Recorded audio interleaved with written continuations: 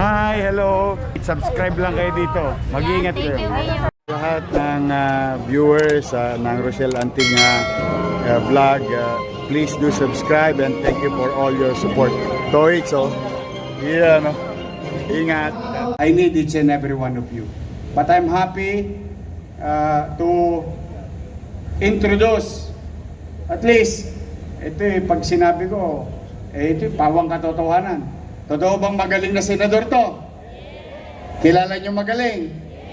Matalino? Mapagmahal sa edukasyon? At saka, mukhang ito yung senador na walang kaaway ngayon.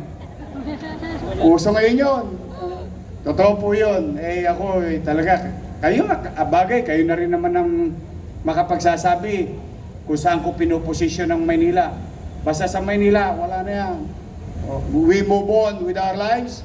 We focus on our problem the way he focused on our education, the future of our nation, our kids, and those kids who wanted to have a better life through education. That's why I'm proud and honored today na ipakilala ko sa inyo sa 24. Ito, isa sa dik kalibre. Literal to magaling, matalino. Salubungin natin ng mainit na palakpakan, Senador Bam Aquino.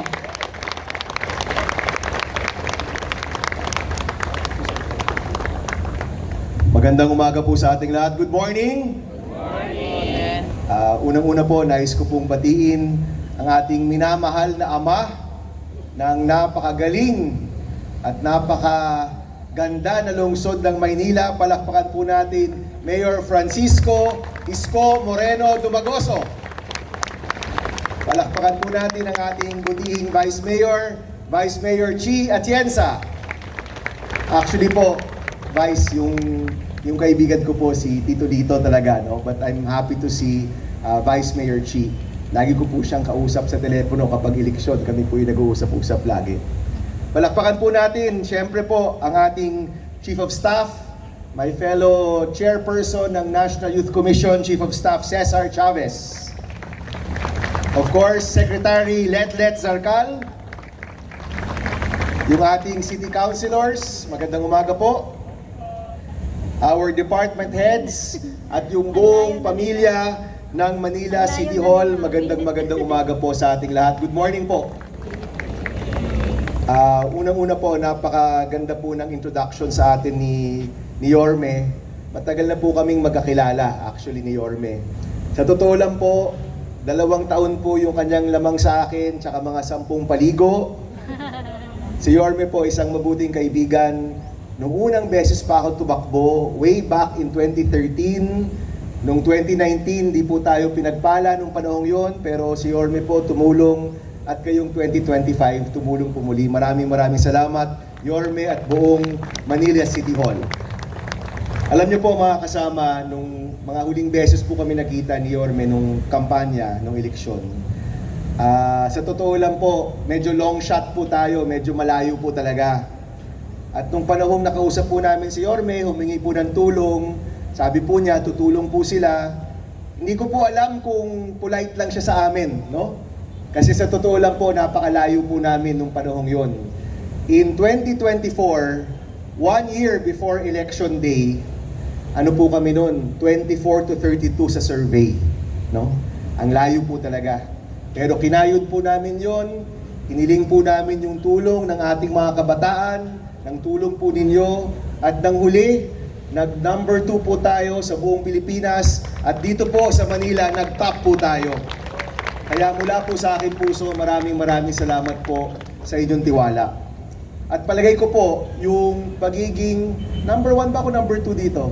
Number 1, yung pagiging number 1 po natin, dito po sa lungsod ng Maynila, yung pinakamagandang pagsukli po dyan, yung pagtatrabaho para po sa inyo, araw-araw, habang nasa Senado po kami.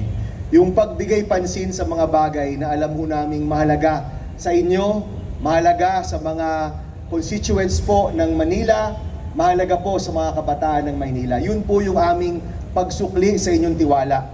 Yung pagsigurado na sa araw-araw po naming nasa Senado, ang binibigyan po naming pansin ay walang iba kung hindi ang mahalaga sa taong bayan. Nabigyan po tayo ng pagkakataon na maging chairman ng edukasyon. Yan naman po yung ating sineryoso. Ngayon po, nais ko pong ibalita po sa inyo na ang taong ito, 2026, ito po ang taon kung saan pinakamataas ang budget ng edukasyon sa buong kasaysayan ng Pilipinas. 1.34 trillion pesos para sa edukasyon. Marami po dyan nakalaan sa mga classroom at kayo na po, humingi po ako ng update.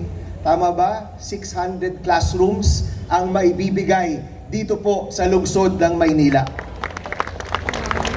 Pero hindi pa nada-download yung pera, no? Pina-follow up pa po namin. Pero nakaplano na po yan na ganong karaming classroom ang maibibigay dito po mula sa national budget. At sabi nga po ni Yorme, kung may kulang pa mula na sa SEF o mula na sa pondo ng Maynila yung kulang pa.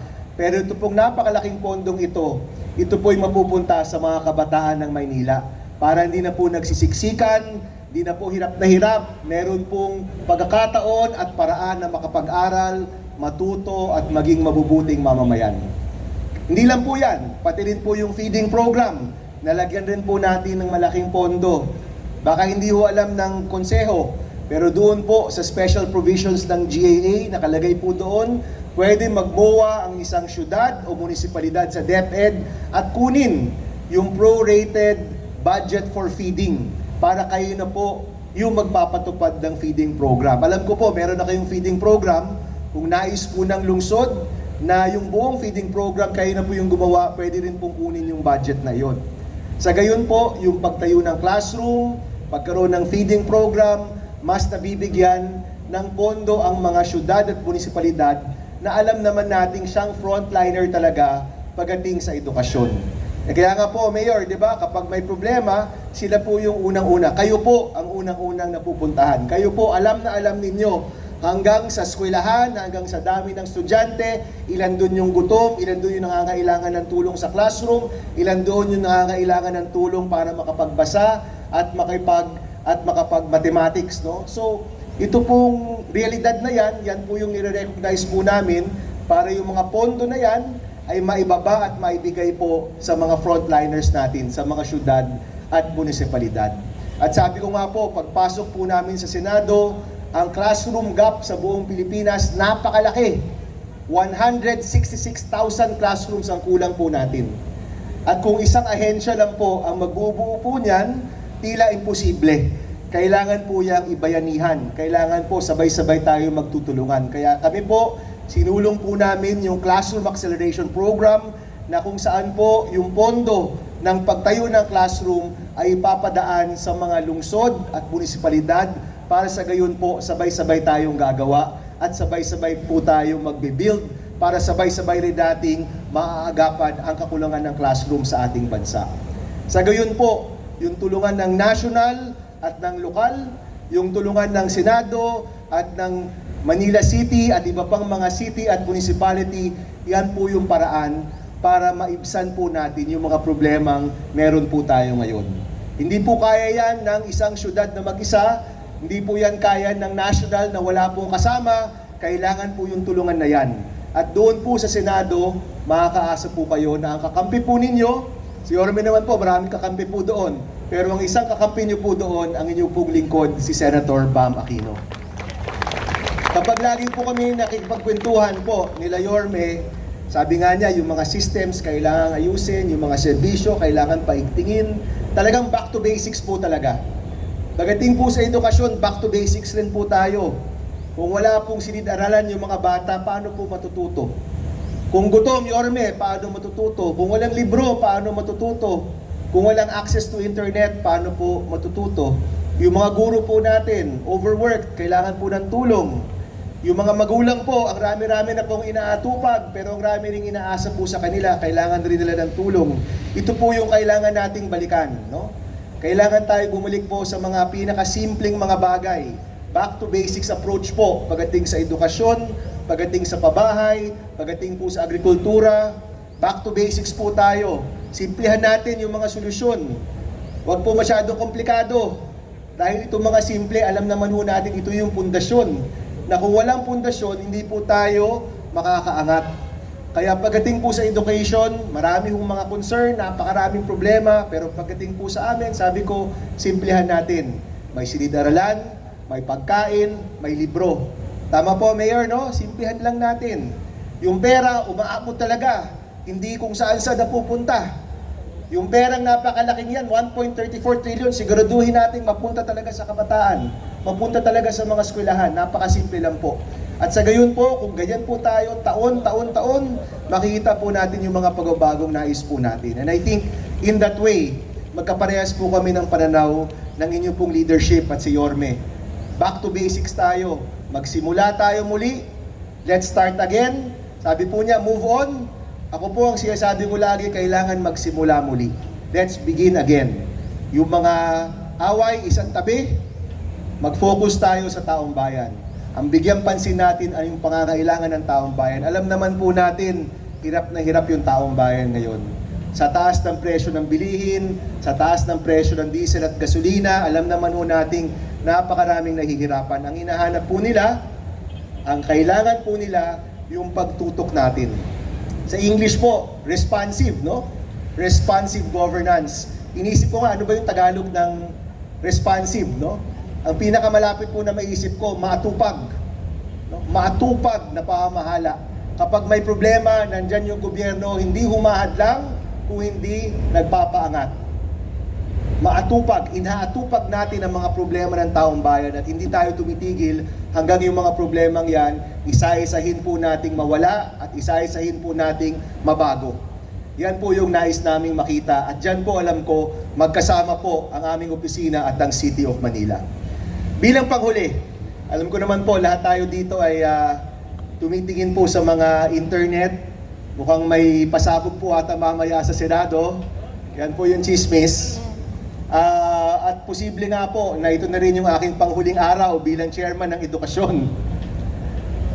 Pero alam niyo po, no, sa reflection ko, ito po, dahil si Yorme po nandito, yung pagmamahal po sa bayan, yung pagtutok sa mga mahalaga sa Pilipino, di naman po yan nakadepende sa posisyon.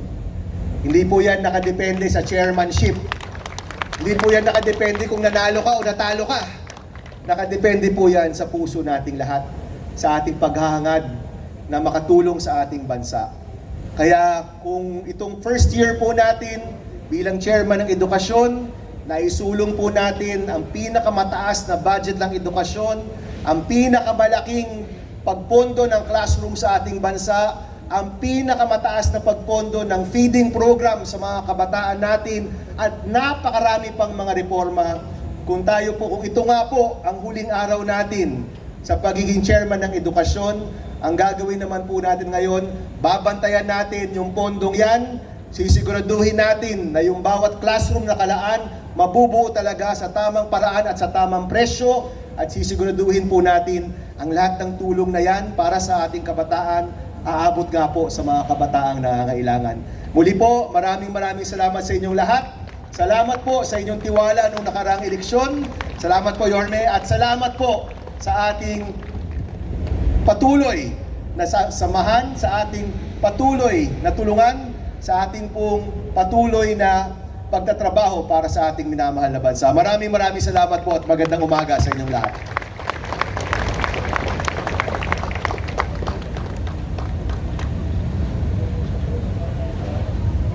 Sabi ko sa inyo magaling ba? Oo, hindi lang magaling na magaling. Oh, dahil, you've been hearing me since during my first term at ngayon, MBN, minimum basic needs, housing, healthcare, education, jobs. Doon lang. At natutuwa talaga ako dahil alam po ninyo, isa sa nangangailangan ng tulong sa atin ay ang ating pamantasan lungsod ng Maynila.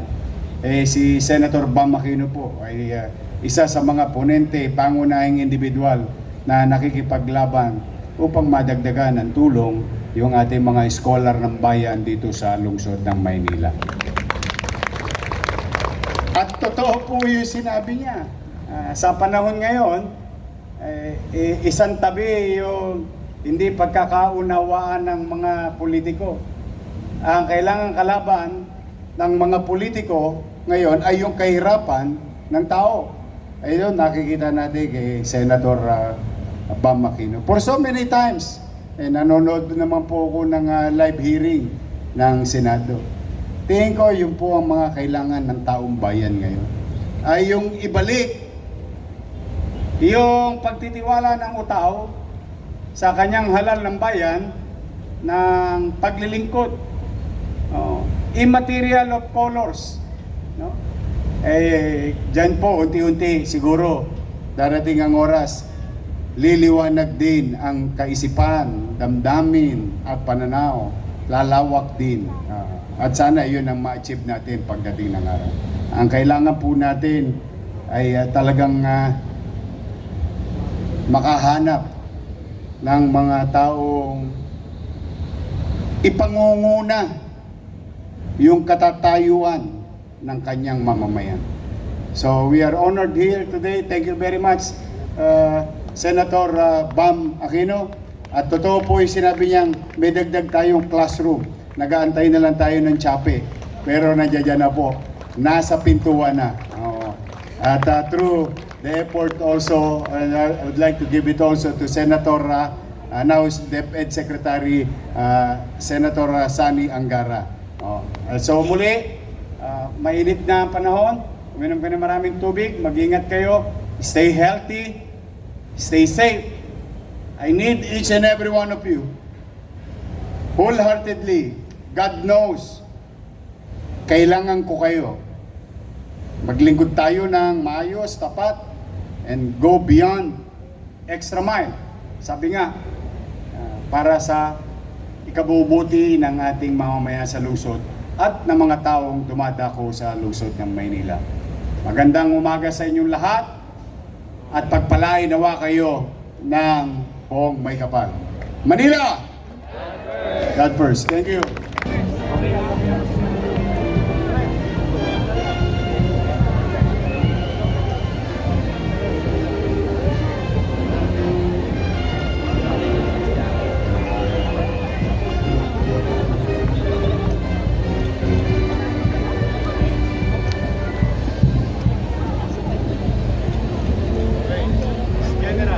General Santiago.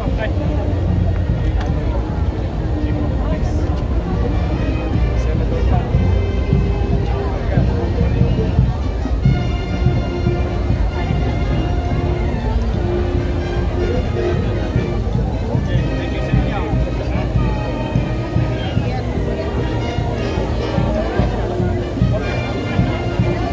Thank you sa inyo, pati sa mga viewers nyo and followers nyo. Oh, marami na kayong aabangan. Yes, excited Handa na na po ba kayo kami. mapuyat? Yes naman, your man. Ay makapagpasalamat sa inyong lahat. At sa ating mga vloggers, shout out sa lahat ng vloggers. You survive. Abonado pa kayo. Thank you very much sa inyo, ha? Hi, hello. Subscribe lang kayo dito. Mag-iingat kayo. Lahat ng viewers ng Rochelle Anting vlog, please do subscribe and thank you for all your support. Toy, so, ingat.